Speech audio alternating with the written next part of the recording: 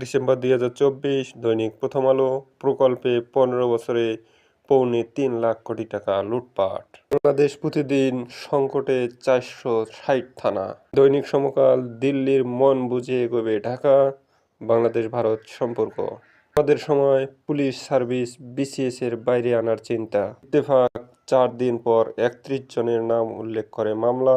আইনজীবী সাইফুল হত্যা। কালবেলা ওটিতে মেয়াদোত্তীর্ণ ওষুধের ব্যবহার। কণ্ঠ পলিপ্লাস্টিকে নদীর মরণদশা। ভোরের কাগজ সিন্ডিকেটের দাবির জেরে ৭০০ কোটি টাকা বাড়ল বাজেট। নয়া দিগন্ত জাতীয় ঐক্যের ডাক ৫০ বিশিষ্ট নাগরিকের। যুগের আলো গ্রাহকের কাছে বিদ্যুৎ বেচতে পারবে বেসরকারি বিদ্যুৎ কেন্দ্র। যুগান্তর সম্পর্ক বাস্তবতার নিরিখে হওয়া উচিত। পররাষ্ট্র উপদেষ্টা চাপ বাড়বে ব্যাংক খাতে।